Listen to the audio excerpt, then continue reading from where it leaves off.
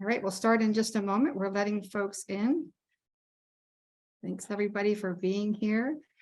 We are so excited to have Joan back with us this week. I'm glad she's feeling a little bit better. So excited to see her. Okay, we will get started. Hello, everyone.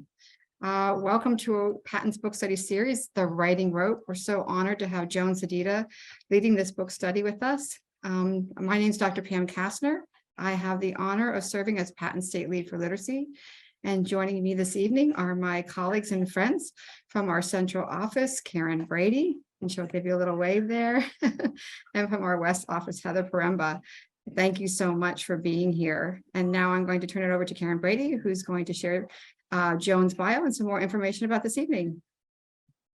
Thank you, Dr. Kastner. Good evening, everyone. My name is Karen Brady, and I am a team member on the Patton Literacy team. And joining me this evening is my Patton Literacy team member, Heather Paremba, and we also have Dr. Pam Kastner as well. We have placed in the chat the link to the Padlet aligned to this book study series. On this Padlet, you will find the handouts for tonight's session and previous sessions and related resources. And we'll get that into the chat for you very shortly. Please place questions for Joan Sedita in the chat. At the conclusion of tonight's presentation, we will have a brief time to pose these questions to our presenters.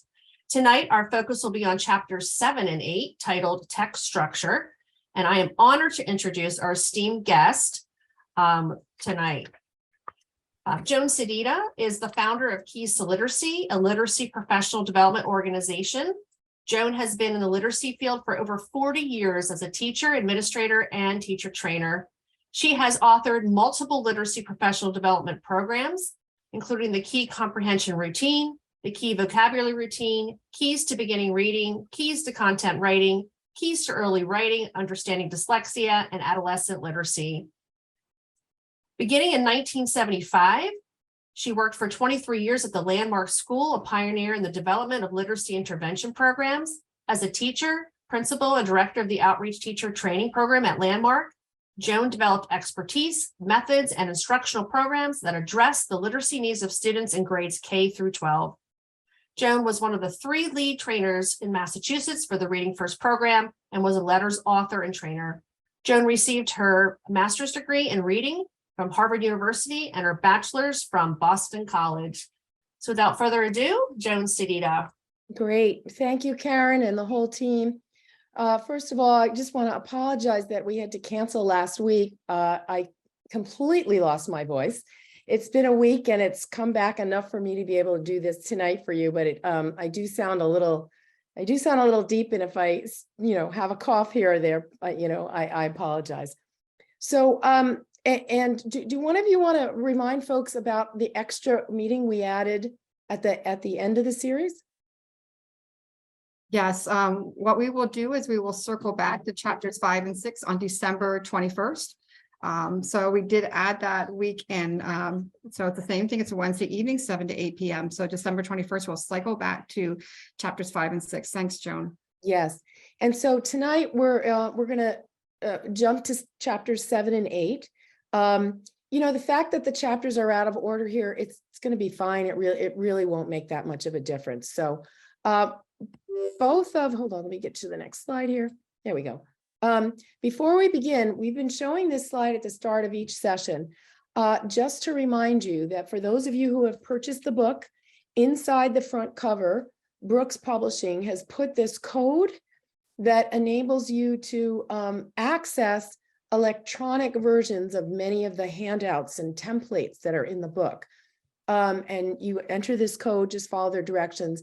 We have noticed that some people aren't sure what this second letter is. It is a small L, not a capital I. So if you're having trouble getting through the code, that might be the issue. And then finally, for any of you who have not purchased the book yet, if you would like to, Brooks is offering this 10% and free shipping. I believe it's good until the end of December 31st. So chapter 7, let's just kind of situate ourselves within the bigger pieces of the rope.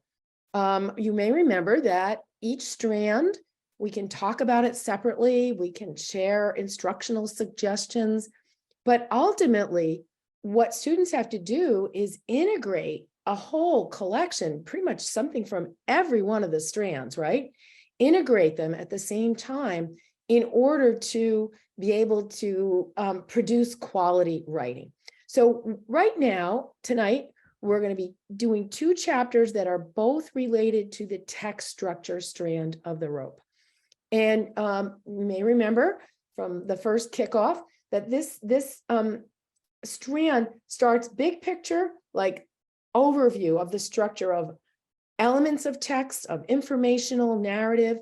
Then we go down to paragraph structure. Then within paragraph structure, certain organizational structures. I call them most folks call them patterns of organization that can be represented both in paragraphs, but also in bigger pieces of text.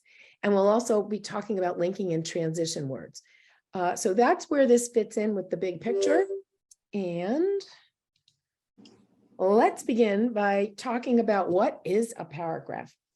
And I mentioned this in one of our earlier sessions that the sentence level and the paragraph level writing, to me, are the building blocks. You may have remembered in one of the previous sessions, I shared with you a visual, and we talked about how Lego blocks could be used to represent the way we build text, right? And that every single Lego block is like a word. And when we build a sentence, we string a bunch of Lego blocks together. And the order that we put them in is really important because that represents the syntactic rules of our language, right? But then how do we build a paragraph? Well, if we've got one string of Lego blocks, that's a sentence, and then another one and another one, right? What do? We sort of put them all together. And what allows us to say these sentences should come together and not these sentences? Well, it's paragraph structure. And paragraph is really something that's very much tied to written language, but not necessarily spoken language. We don't speak in paragraphs. I believe that for a lot of our older students who have struggles with writing, it's breaking down at that sentence level and the paragraph level. And for many of them, you've got to go back to those basics and get that right. Because if it really is the building blocks of any larger writing piece, if they don't have those fundamentals down, the whole thing is going to fall apart because it doesn't have a strong foundation. So the beginning of this chapter, and just as a reminder for those of you, maybe you're joining us for the first time, if I have put a page number in the bottom corner of the slide, it references the page in the book. So if you have your book and you want to kind of follow along, I turn to page 78 at this point. So, we really try to define what a paragraph is. Now, when children are younger, 2nd grade, 3rd grade, when we start introducing how to write paragraphs to them, we teach them a very simple formula, right? We say that a paragraph will always start with a topic sentence that tells you what the paragraph is, what the main idea is about.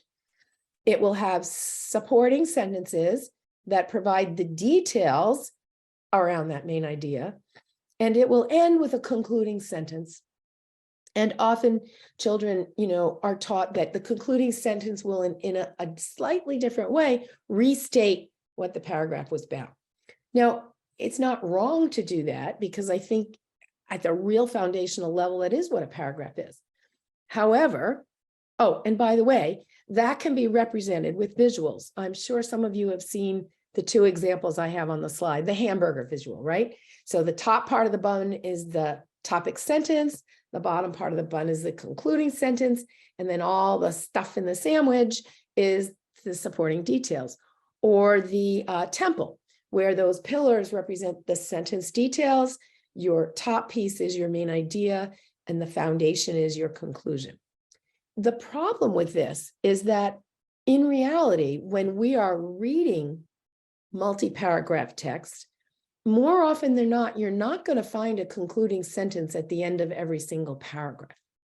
If you're reading something that's 3 or 4 or 5 paragraphs, maybe it's even, a 2-page article, you will find an introduction you'll find a conclusion, and we're going to come back to that when we go over chapter 8 in a little bit.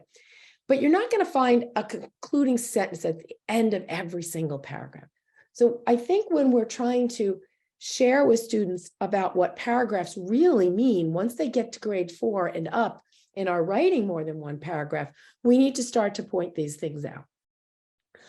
We also want to point out that when we read, not every paragraph actually has a topic sentence that tells us the main idea. In those cases, the main idea is implied, and we must use our inference skills by looking at the details in the supporting sentences to say, what's the big idea they're trying to tell us here? So we need to let students know that.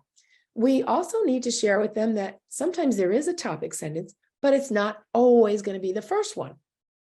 It could be in the middle, or it could be at the end. And by the way, we're talking here about paragraph structure, and we'll be talking about larger text structure as it relates to writing.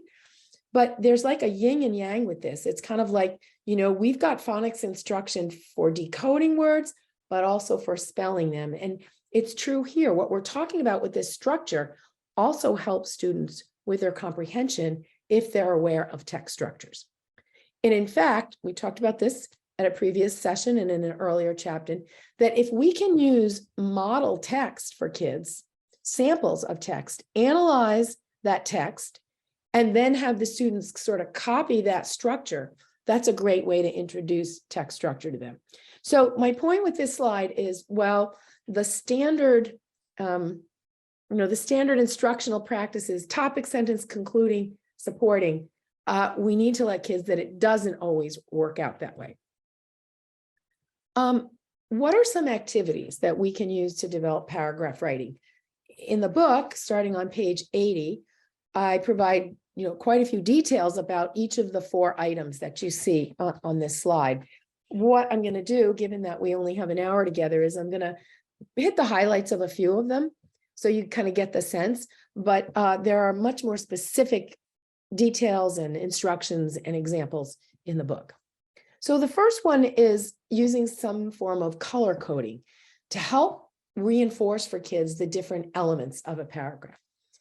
Here we have an example of where we're using a piece of mentor text. So this is just a paragraph that I found in a middle school textbook, science textbook. You can find great examples in the text that kids are using in whatever your subject area is.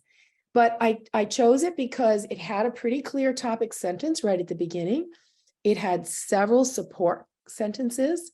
What I also liked is, you'll notice it's got some great transitions. So you see how it says some examples, and then the word other, and then again, examples. So transitions help, make the flow of our sentences, they connect them.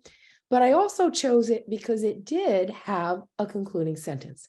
So I might use a sample like this. I'd use several actually with kids, and I'd say, all right, let's focus on unpacking the pieces of this, and we're going to use color coding to help remind us of these different pieces. So we're going to use green if there's a topic sentence, yellow if it's supporting sentences, and if there is a concluding sentence, we'll use it in red. So what I want you to see now on this next slide is, so this is an example of a student's paragraph writing, and this is where you move into. So you begin with your mentor text.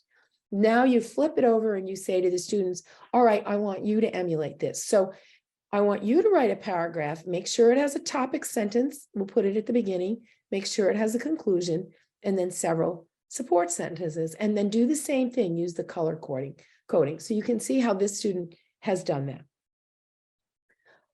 A second activity we can do with students, and let me say this, a lot of folks out there, especially as it relates to comprehension, I'll sometimes hear them say things like main idea skills, we don't need to teach that anymore. That main idea worksheets are a waste of time.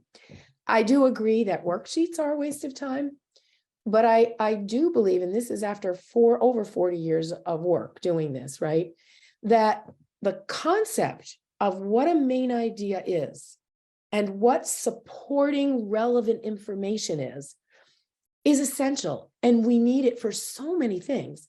If you're going to write a summary and by the way, that's one of the chapters we're going to do on the next session, right? If you want to write a summary is a collection of just the big ideas without a lot of detail, right? So how can you write a summary if you don't know what a main idea is or how to identify that main idea in something that you're summarizing? I think when you look at paragraphs, you also see the importance of understanding a main idea, because if students don't get that concept, then they don't know when they should be starting a new paragraph. They don't know how to write a topic sentence to state that main idea. So in a couple of the activities that I'm going to share now with you, they do revolve around reinforcing that difference and that understanding of main idea. So one activity you can do with students is to give them several sentences from a paragraph. You can see an example here. One of the sentences is the topic sentence, which states the main idea, but we don't put it as the first. So we say to the students, these are scrambled. The sentences are scrambled. Look at each one. Which one is a detail and which one is a bigger picture that all of these other sentences would fall into? So if you've been reading this as we've been going along, the answer would be the main idea or topic sentence is sea lizards hatch from eggs, because all the other sentences give you details about how that happens. All right, another one we can do is give students a bunch of sentences from a paragraph and add a sentence that does not belong, right? So if we say that, the main idea has something to do with baby sea turtles and weeds and all these things about baby sea turtles and all the sentences, right? Which one does not belong? And the answer is the sentence about grown-up loggerhead turtles, because everything else is about details, right? And so, if the main idea is a baby sea turtle lives in a tangle of weeds, all the sentences should have something to do with that. Another, and this is probably the hardest, is to give students a bunch of detailed sentences that's missing the topic sentence. So they have to, it's like what happens when you read a paragraph where the main idea is not stated. So if we look at each detail, all right, we're talking about a blowhole here. We're talking about whales diving and holding their breath, what they do when they come out of the water, about a spray, right? Got all these details. So what do we think this is all about? And so hopefully the students say, well, it's about whales. They breathe through a hole in their head or something like that. And then you check it against all your detailed sentences to make sure it matches. If you needed to scaffold this, you could give students maybe 3 possible topic sentences and ask them to select the one that's best. But eventually you want these students to be able to start writing these on their own, because that's what they have to do in their own work. Okay, so that's a little bit about paragraph structure. We have some more in the book if you want to delve into that a little bit more. What I want to do now is focus on patterns of organization. And for those of you that have the book, if you turn to figure 7.3, you're going to see what I've shown in a mini scale there. And this is one of those templates that is available full scale. If you want to access it in 8.5 by 11, you can do that from an electronic version of it from the Brooks website. So what are patterns of organization? It's kind of just what they say, right? It's like when we write, sometimes we're describing things, sometimes we're explaining, sometimes we're giving things in chronology or order. Maybe we're sharing information about a cause and effect, or a compare and a contrast, or problem and solution. So there are these major patterns of organization. And when you're an aware writer, one of the things we talked about in an earlier session was TAP. You may remember that's awareness of task, audience, and purpose.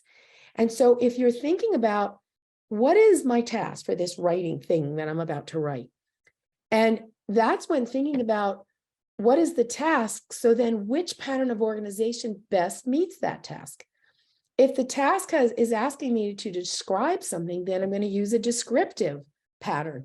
If I'm asked to explain, maybe from a narrative, what was the problem in the story and what was the solution, then I'm going to use that pattern of organization. So it's kind of tied to task. The other thing about patterns is that, well, when we teach it, we tend to teach each one in isolation. So what do I mean by that? If I want to show students a good example of a descriptive form of writing, I might find a really excellent mentor paragraph that's a descriptive paragraph, or maybe 2 or 3 of them. If I wanted them to focus on sequence, I would show them several paragraphs, but like that. But the fact of the matter is, sometimes within the same paragraph, we might use 2 different patterns of organization. So we might start off with a few sentences that are describing, and then we might move into a cause and effect. The same is true with longer pieces of text. So I want you to think about, for example, if you were reading an editorial in the newspaper, no, let's say a news article in the newspaper, and it was about, I don't know, a crime that was committed. Well, the very first few sentences might start describing what happened, right? It's just sort of, or actually explaining what the crime was. Then they might start giving you a description of where did it happen and who was involved and who committed the crime. And then they might start moving into sequence to say, first this happened, and then this happened, and then when the police arrived, this happened, right? And then they might even add something to compare and contrast, where they compare this crime with a crime that had happened the week before. So the point is, we can teach these in isolation as well as the transition words that are related to them. But in reality, eventually students need to know how to integrate multiple patterns of organization at the same time. Now, a little bit earlier, I had mentioned to you that everything we're doing here tonight is around writing output, but it also helps students around their reading comprehension, their input. So if students are more aware of these patterns when they're reading, and they start to recognize transitions that cue you to a pattern, right? It's going to support their comprehension as they move from knowing, okay, here they're describing something. All right, I get it. Oh, here's they're going to do cause and effect. So it will also help their comprehension. I've mentioned the word transitions. They are, to me, like little words worth their weight in gold, right? They are words or sometimes phrases that often are referred to as linking words, and they link phrases within a sentence. More often they link one sentence to another, but they also begin to link one paragraph to another and even sections of text, right? So we use them certainly to make links, but we also use them to clarify relationships. So if there are a bunch of propositions or pieces of information embedded within a paragraph, these words help you understand, are we describing, are we explaining a problem or solution? They create cohesion within our writing, all right? Now, students who have very well developed language skills, these words come naturally to them. You know, I remember, I have 2 grown boys now, but I remember when they were younger, one of my sons just picked up on language so fast, and I was floored when he was like 3 years old and using words like however and therefore in his like day-to-day conversations, right? My other son, that did not come as naturally to. So what you'll find is that some students, that this is part of their lexicons, right? The words that they use, they may even speak using transitions. They're going to start inserting these in their very first drafts because they recognize the power of them. A lot of our students who struggle, however, are not going to be thinking about them while they're trying to get the first round of ideas down on paper. And so transitions, going back in and adding appropriate helpful transitions, actually turns out to be a really important part of the editing process, right? So we can have students go through on their revision of their first drafts of things, doing nothing but looking for transitions and adding them. We can have them go through a second time to focus just on their sentences. Are they complete? Can they elaborate some of their sentences? So transitions can be a big part of revision. And we talk about that in the chapter in the book about the stages of the writing process. What I have for you on this slide is you have a small version of figure 7.4, which is in the book. It's a list of transition words. On the left are the purpose for the words. So we have things, I have to open up to the bigger picture to see it. So on the left, we have categories that in many respects align with the different patterns of organization, right? So, we will have words that are best used to show a chronology, and that would be words like first, next, last, right? Or words that are helpful for a compare and contrast. So words like, or phrases like on the other hand, or however. So I hope you will use that list. I have been using it for more than 40 years. I put this first list together in 1978. We used it, we distributed to all our students at Landmark. I've given it away to thousands of people. It's now on my website, but you also have it in the book here. So use it, please use it. What I'm sharing you also is the Keys to Content Writing training book that I wrote that covers some of this stuff. It also has some stuff about transitions. And I also put together a poster that, people can purchase. I'm not here to sell the poster. I actually much prefer that just make your own poster, make your own anchor chart, right? I'll share a little story with you about when I was visiting one of my sons, their freshman in high school science class on back to school night. And I was sitting in the, you sit there for about 10 minutes and they share with you what they're teaching and all. And I couldn't help but notice that behind the teacher's desk, he had a list of transition words. And so I went up to him afterwards and I said, gee, can you explain to me, what that is? It's caught my attention. And he had no idea what I did for a living. And he said, oh, well, Miss Adita, these are transition words, and we're doing a lot more writing in science now.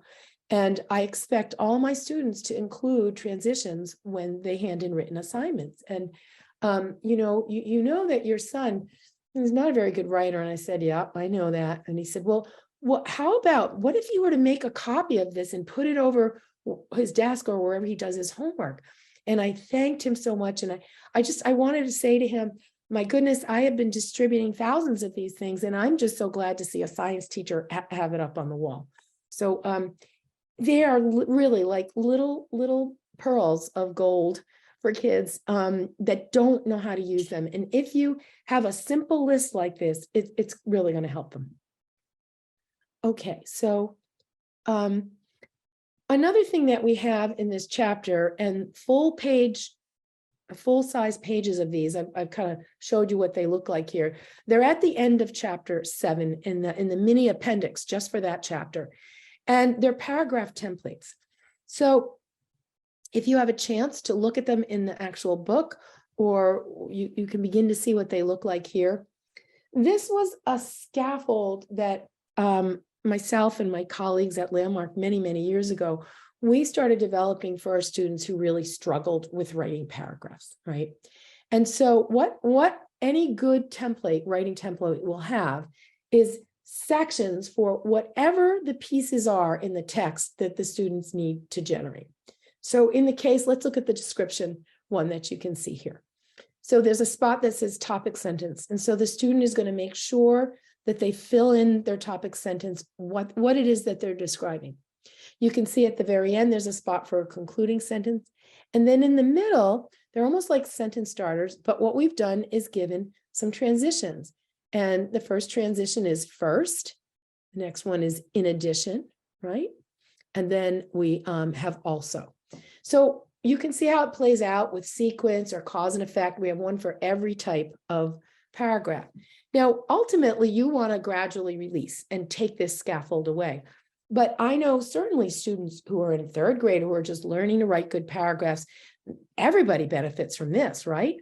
But I also know high school students who still struggle with paragraphs. They need this until they get to the point where it's automatized how you write a sequence paragraph. And then you can take this scaffold away. I would never ask a student to fill this out and then copy it over again, I would just accept this as the finished draft.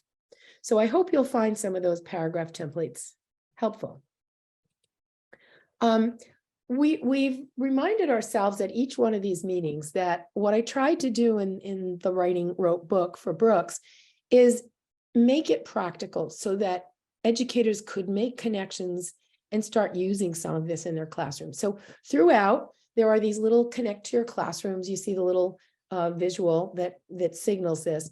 At this point in this chapter, the connect to the classroom basically asked you or suggested that you take any of the activities that were in that chapter.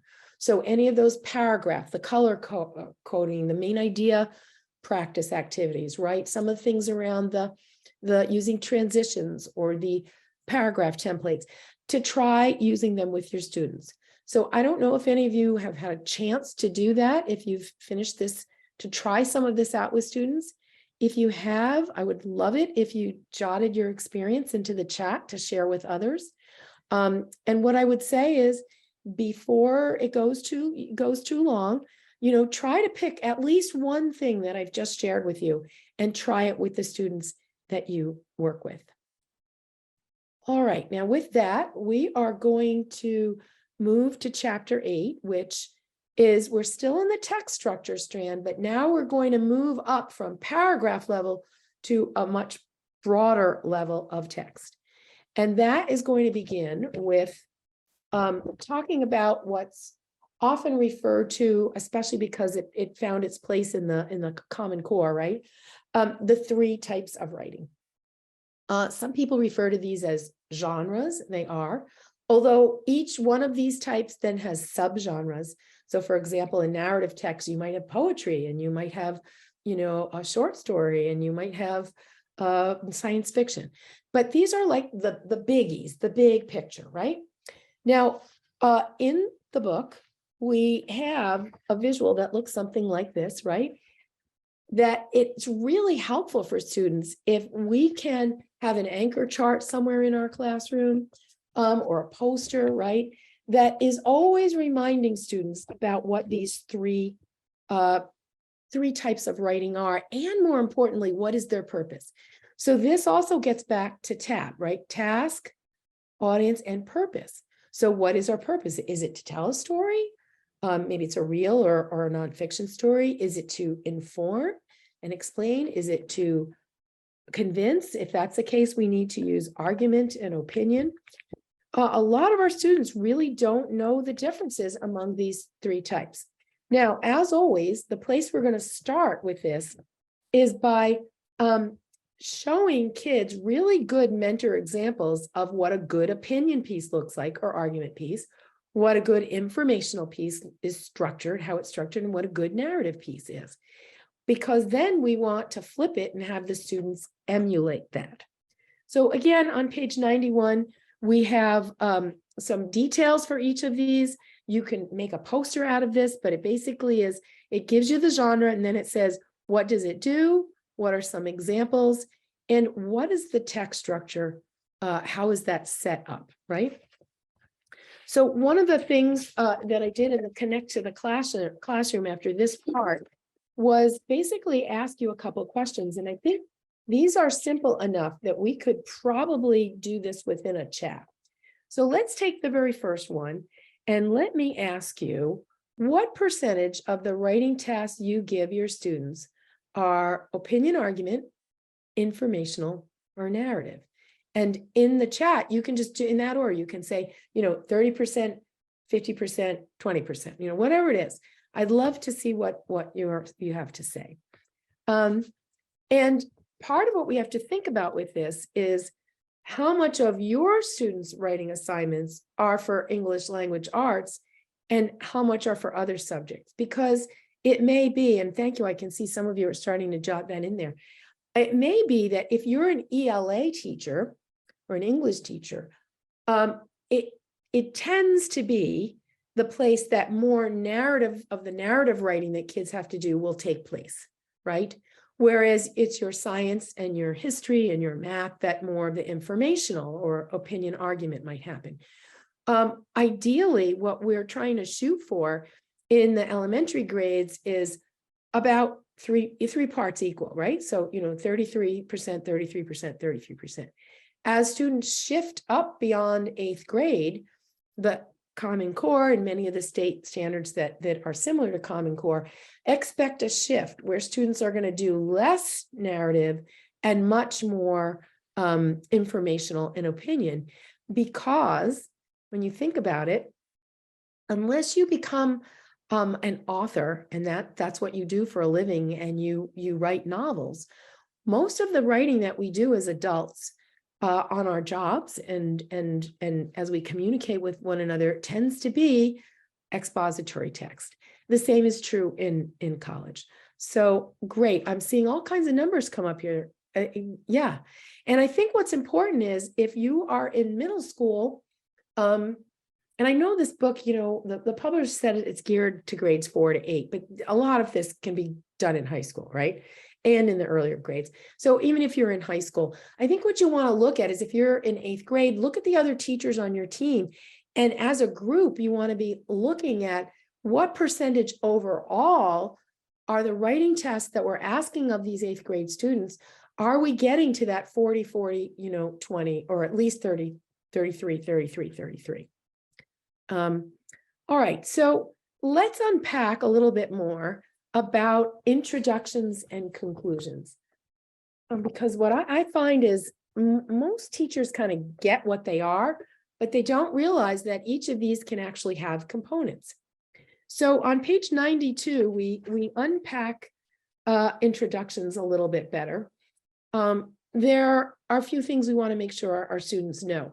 The first is that there is no set rule, about how long an introduction has to be. In a little bit, I'm going to share a slide about the 5-paragraph essay, right? And oftentimes we teach students that if it's more than just a 1-paragraph piece, your first paragraph has to be your intro, your last paragraph has to be your conclusion, and the 3 middle paragraphs have to be main ideas that develop the piece. But that's not true, because first of all, most of what we read is not perfectly 5 paragraphs, nor is what we have to write. And depending on the task, audience, and purpose, our introduction might be just 1 sentence. It could be a whole page. So there's no rule about how long it is. You've got to be thinking about what's the purpose of the writing task. Now, what's the bare minimum that an introduction has to do? It has to tell you what you're writing about, if it's an informational piece, right? And if it's an opinion or argument piece, it not only has to tell you what you're writing about, what's the topic, right? But what your position is, or sometimes it's called your claim. That's the basics that you absolutely have to do. But there are additional components that an introduction might have. There's no rule that it has to have all of these things. You might have just one of these things or all of these things. We get into it a little bit more. We define each of these and we give examples of each of these. But one possible component that you might add to your introduction is something called a lead. Some people know it as a hook, right? And if you're a writer by trade, there are hundreds of different kinds of leads. What I've done for you in the book is identify for you the 6 most common types of leads. And just very quickly to go through them with you, one thing is you can pose a question to get your reader started. You could start with a quote. You could present an interesting set of facts or details about something, right? That's going to catch the reader's eye. You could provide an anecdote. You could also describe a memorable image. And then finally, you can make the reader part of it. So you write a sentence that maybe does a combination question and says something like, have you ever gone downhill skiing?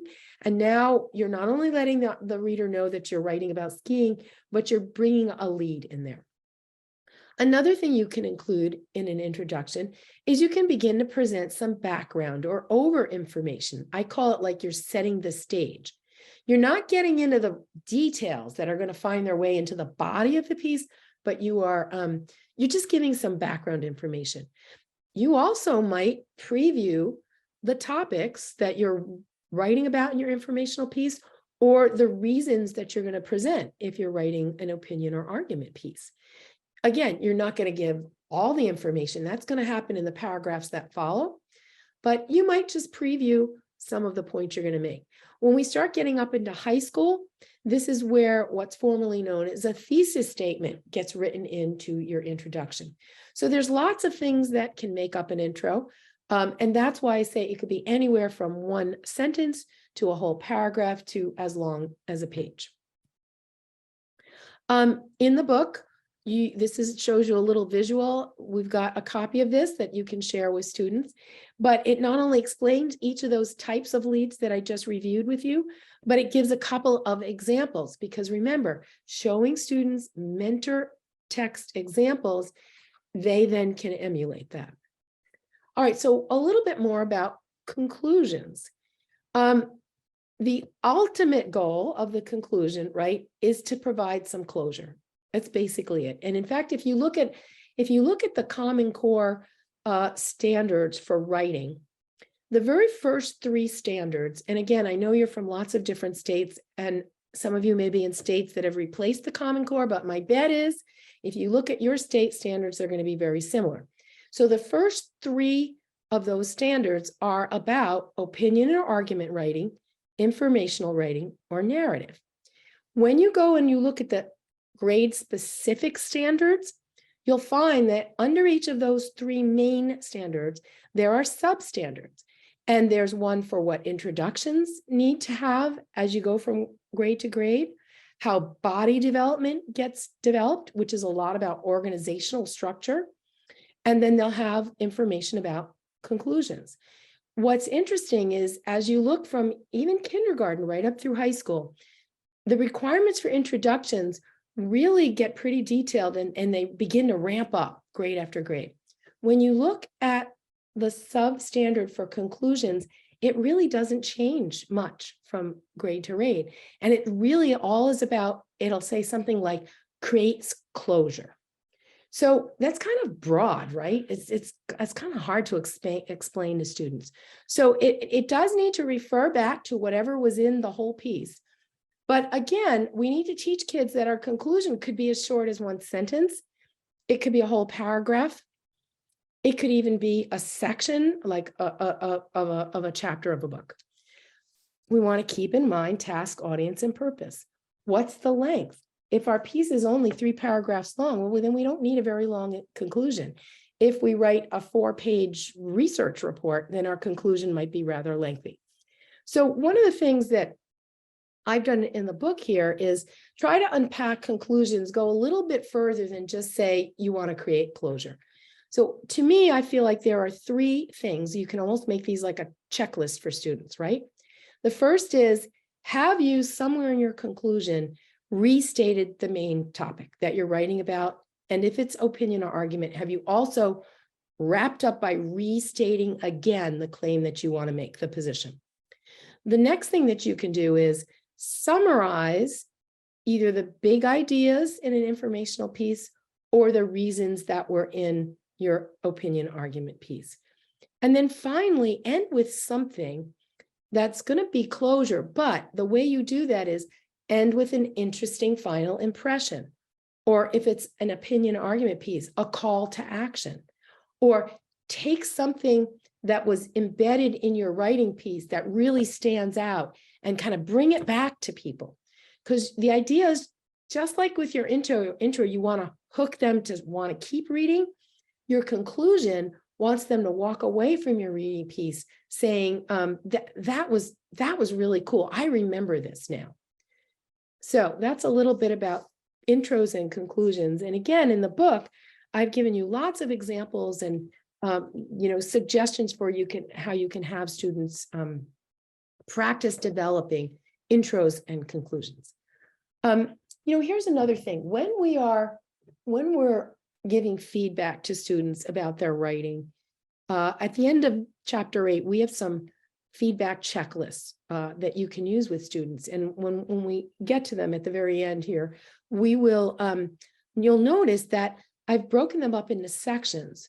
So there's a piece about introductions and about body development and about conclusions. When we give feedback to students writing, sometimes we want to give them feedback on a lot of things, but we could also target our feedback.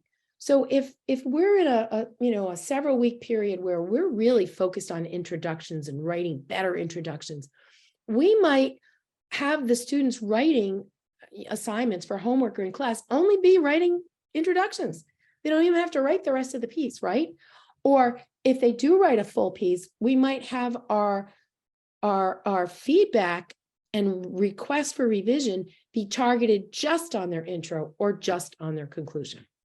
All right, so now let's talk about the body. Like this is where most of the writing happens, right? It's where students have to translate whatever notes they have about what they brainstormed about what they wanted to write, or if they were taking notes from sources that they were writing about. So they've got these ideas, these information, these words. Now this is where they have to translate it into sentences, combine the sentences to become paragraphs. So it's a lot of this is about organization, right? And students have to make decisions about the format. So depending on their writing piece, will their writing piece have headings in it? Will they include graphics in it? What's the organizational structure going to be? What's the order that they're going to present things? And then they also have to make decisions about how much detail and what kind. Always keeping in mind task, audience, and purpose.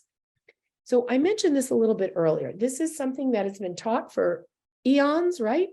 And I'm not saying that it's wrong or it's bad, because I think on one level, it's a good way of reminding students that we have introductions and we have conclusions, and the body is where we build it out, right? The problem with it is that not every text we read or write is going to perfectly fit into 5 paragraphs. And I've talked to many college professors who just say it bothers them so much that students leave high school thinking every essay must be 5 paragraphs. So I'm going to introduce to you a different graphic that we can use to maybe help students. And, I've introduced stuff about top-down topic webs to you in other parts of the book as well. We skipped over last week the writing process, but I really actually introduced this in that chapter. But right here, I'm going to show you how you can use this to help students plan out the structure of a writing piece. So if it's informational or argument opinion, the topic web, that's the default, is what you see on the top here. So the topic that you're writing about goes here. And then as you can see, there's a spot for introduction, body, and conclusion. Okay.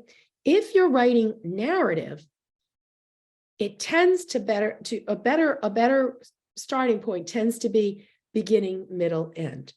Now, this is not going to mean much to you unless I show you some examples of how these get built out. And given the time that we have, only an hour, that's how I've decided I'll kind of walk you through this. So let's take an informational topic web. Let's say this is a writing piece that has 6 paragraphs in it. The first paragraph is an introduction, the last is a conclusion, and the body has 4 body paragraphs to it. And basically this would be represented in our top-down web here as a box for each one of our paragraphs that's going to represent the main idea of the paragraph and the supporting details. Now, let's say we're writing something longer. In this case, we have something that's an 8 or 9 paragraph piece. Again, we have our introduction. That might be 1 or 2 or more paragraphs. We have our conclusion. But our body has got so much information that we're going to break it out into 2 subtopics. Think about a science book that has a chapter and has 4 sections. Each section would be one of these strands, right? So we've got our subtopic, and then it's going to have 3 paragraphs that follow it. When students actually write out the whole thing, this reminds them that, hey, you know what? When I start this these 3 paragraphs, I might want to put a heading here to let my reader know what my topic is. And then when I shift to the next subtopic, I might want to put another heading here. So you can see how this begins to map out. If you were writing a whole chapter in a book, that body, that yellow part would get really big, but it still has the 3 main parts. So let me show you how this plays out. And what I'm sharing with you here are some examples that are in my Keys to Content Writing training manual. So here you have, this was a middle student who's going to write a science informational piece about rocks. You can see how he's cued himself that in his intro, he wants to make sure he tells us that he's writing about how rocks are formed. In his conclusion, he's going to revisit that and say they're formed in many ways. But how do you think his body is going to map out? He's going to have 3 sections, and it looks like he's got 2 paragraphs in the first, 3 paragraphs in the second, and 1 paragraph in the last. Here's an example from high school. You can see introduction, conclusion. The student has mapped out, the body is going to be chunked into 3 main subtopics. This is a partially completed, this is from a classroom where we've trained the teachers to do this. You can see the piece that the teacher gave all the kids. It's what's typed. The students had to choose a Native American tribe, and they had to gather information about it. You can see this student is beginning to, under the food section, beginning to map out what each of his paragraphs are going to look like. Here you can see another student's, and they start to build it out. Here's one from English. They had to do a literary analysis about the theme of Romeo and Juliet, and it looks like this student is going to build out 4 parts to their body. So I hope this kind of gives you a sense of how this works. Now, let's look at a web for an opinion piece. And I can see I'm running out of time here. So an opinion piece is going to have an intro and a conclusion, but we have to state our opinion, right? But the body is now going to be organized by reasons, because that's how we write an opinion piece. So if we look at this example, student has got the claim in the intro. The student has figured out the 3 reasons that they're going to give. And now when they start to write this out, each one of those reasons is going to become a paragraph. If we're writing an argument piece beyond grade 6, students have to not only include reasons, but a counterclaim and a rebuttal. So we add that to the body. And here you can see how the student has taken this and filled it in. Now it's really just an outline. It's right. It's like a big picture. But if the students have this in front of them, when they start literally writing the sentences and paragraphs, and they keep checking it to make sure they're following the structure, it's going to assure a much more organized piece. I happen to have a picture of a student. This student is filling this out, and the student is filling out 3 of their reasons for their argument piece. Here's an example. The teacher kind of took this and redid it a little bit differently, but has got the thesis statement up in the beginning. So I hope you've walked away with a sense of how to use this. For narrative, your beginning is going to be establish your situation, introduce the narrator or maybe a character. You're going to have some closure at the end of your story, but your body is going to be built out around events. And so you can see one example here. This is one that they first drew out the web from a story they were reading, but then the students were able to kind of do the same thing when they wrote their own piece. I'll leave you with, at the end of this chapter, just like in the last one, we had writing templates for paragraphs. We have several examples of writing templates for multi-paragraphs. We've got one for informational, one for opinion writing. And again, you can copy these right out of the appendix or go to the electronic versions. The last thing that we leave you with at the end of this chapter around the 3 types of writing is we've given you some sample feedback checklists. I mentioned these earlier. So when you have a chance to look at them, you'll see there's a section for introduction, development of ideas, content, conclusion. There's even stuff about sources, so that if there were requirements to maybe include information from 2 sources or 3 sources, all that is there so you can give students. You're welcome to use these exactly the way they are, but I really strongly suggest that you create your own checklist sort of modeled after these, but you include the things that you're expecting your students to have in their writing tasks. The connect to the classroom was basically, can you take something that we shared with you in this chapter around larger text structures and try them in your classroom? So that leaves us good with about at least 5 minutes for some questions and answers. Anybody at Patan want to shoot me a question? Yes, Karen Brady's going to lead the questions, Joan. Thank you, Joan. Let me just pull those questions up. We did have just a few here. All right, so when we're thinking about those patterns of organization on your slide, you had them listed. Is it recommended to be taught from that top down from the page in the book, or does it matter? There's no rule for this, by the way, and I really think it depends on the age level of your students, whether they're familiar with any of this or not. I will say, however, that especially with our youngest kids, description and sequence, chronology, those are the easiest.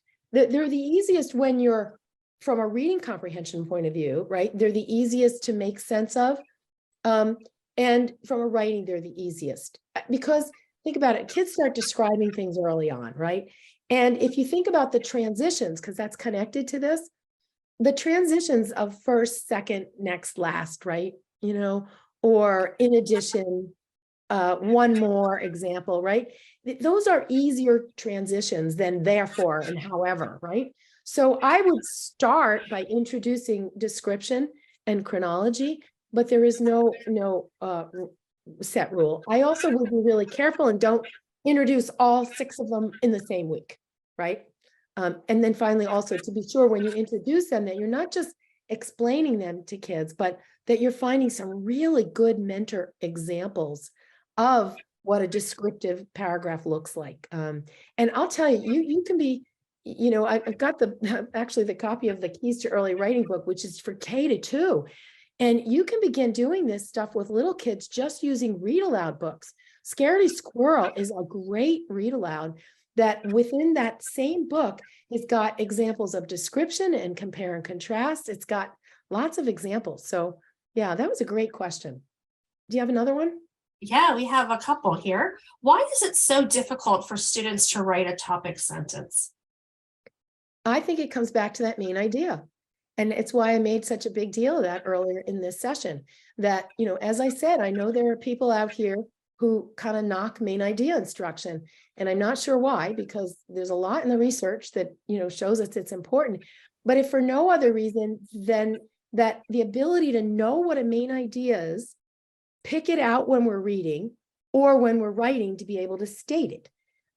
So if that's so crucial to paragraph work, right, or to writing summaries, then we need to spend some time. So to answer the question, the reason I think so many kids have such a hard time with it is because they don't know what a main idea it is. They'll start writing down some detail, So I think that's the reason why. And a lot of those activities that I quickly reviewed tonight, but that we go into a little more depth, those things about, besides the color coding, right? The find the sentence that doesn't match, doesn't belong. Well, it doesn't belong because it doesn't support the main idea, right? Or there are a bunch of sentences here.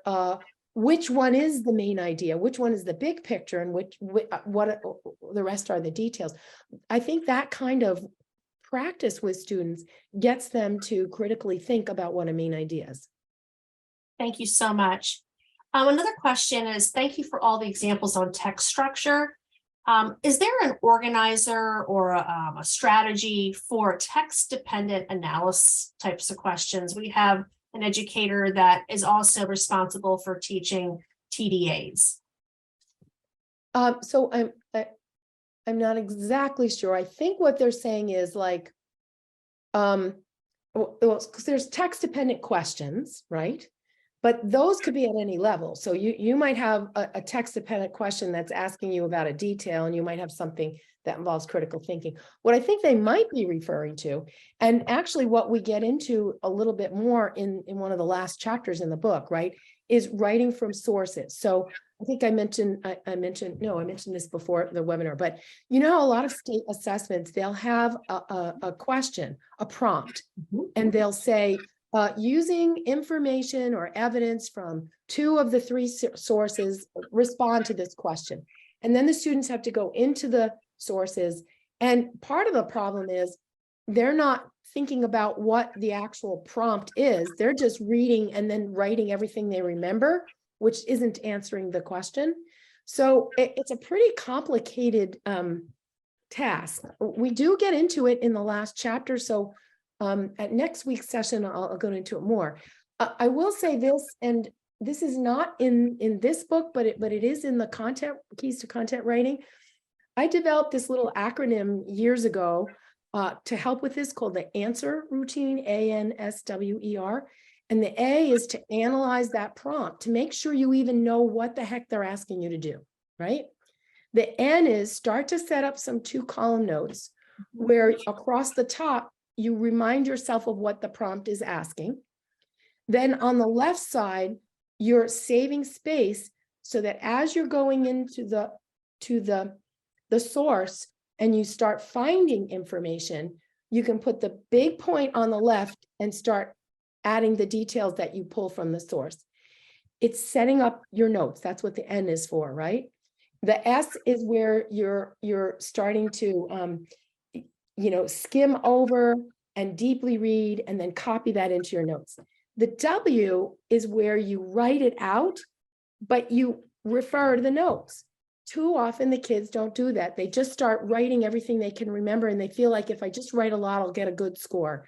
And that's not the case. And then the last ER is for edit and revise your answer. So in a short 1 minute, that's a quick little acronym for something that you can give your kids to make sure they follow all those steps. Oh, thank you so much for that. Thank you. We're out of time. So okay, Dr. Castor, did you want to continue, or I think we're out of time at this time? I think we are. Okay. There's always so much great information. Heather, I don't know Okay. if you wanted to share anything before I closed up, but okay.